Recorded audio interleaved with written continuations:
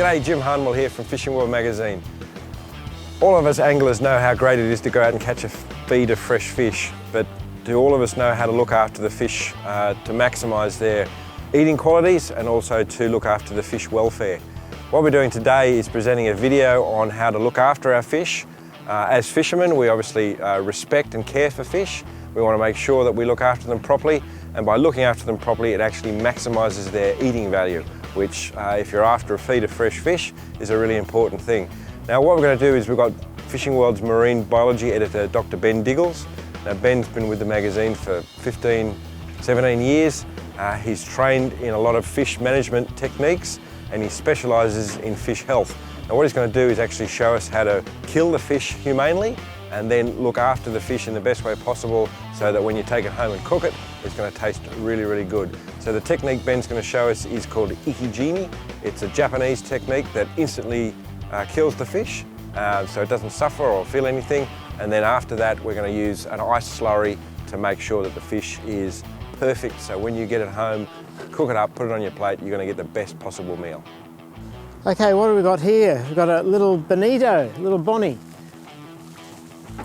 And the first thing to do, there's a few ways to humanely kill fish. The first thing to do, I think, for safety is to get the lure out so we don't, the safety of the fishermen. And there's two main ways to kill fish humanely. The first way is to just knock them on the head with a donga. And that's very useful for large fish, dangerous fish to fishermen, like wahoo and mackerel.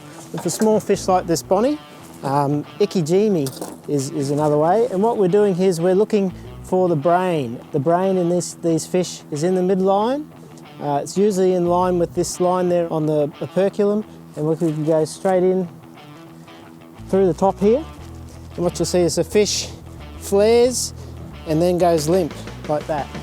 Next thing to do is to bleed it and get it down into a nice slurry as quick as you can, because what this does is bleeding the fish removes the blood, which is a source of nutrients for bacterial growth. So you want to get that blood out as quick as you can. And secondly, you want to reduce the temperature of the fish down to around between 0 and 4 degrees. You want to do that as fast as possible. And the best way to do that is with an ice slurry. Now to make an ice slurry, usually you want minimum 2 parts ice to 1 part of the water where you've caught the fish from.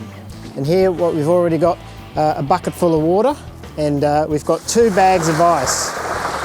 So each one of these bags of ice, 4 kilo bag of ice, is equivalent to about 10 litres of water. So we've got 1 bag of ice in there.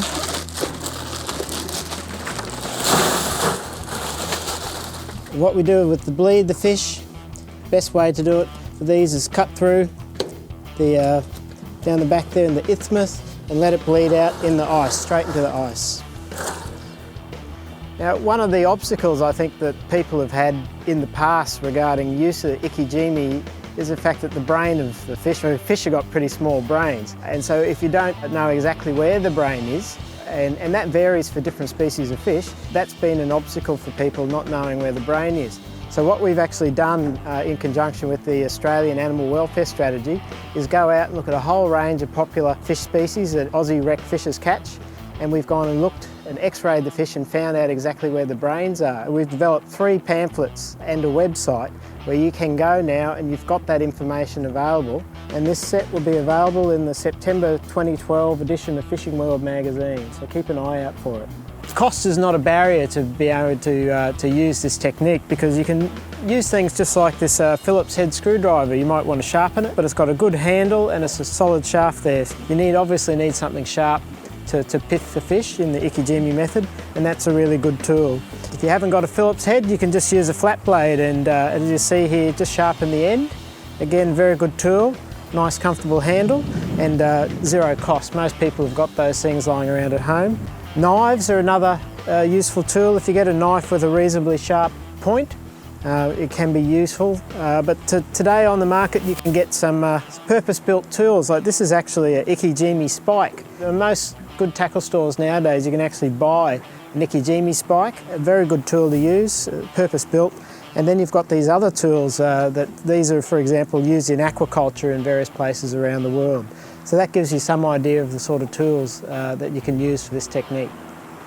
Okay, and here we have a brim. It's another species we have in the ikijimi pamphlet and also on the website at ikijimi.com. Now these brim fish this shape, better to lay them on the side. The pamphlet shows to go through here and with the brain, just pith the fish like that. It's immediately dead and then you can go bleed and put him on ice. Guys, Ben's been showing you how to ikijimi finfish, but you can actually also do it with other marine species like squid. Some Japanese eggy specialists showed me how to do this. They actually manufacture this little tool, which is a specialist squid ikijimi tool. The process is basically the same and the reasons why you do it are pretty much the same. Obviously, if you're going to eat a squid, and they're fantastic tucker, you want to make sure that it's going to be the best possible condition. So if you ikijimi it, it dies instantly, you can put it on ice and then you know it's going to be fantastic when you take it home. So the basic process is pretty much the same. The squid's central nervous system is in the back of its head here.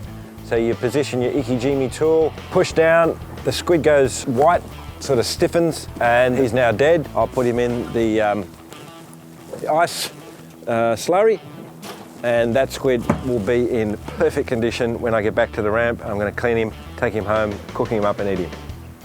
Now here we are back at the ramp at the end of a good day's fishing, and this is where that little bit of extra effort pays off with your humane killing and your ikijimi.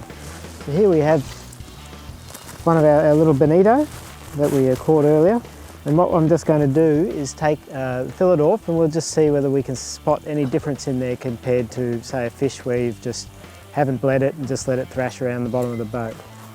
So we'll start, we'll cut up the top, down the side here, and what we're looking for is just, you've bled the fish, so we're not getting any blood coming out in the fillet, and the fillet's a nice colour.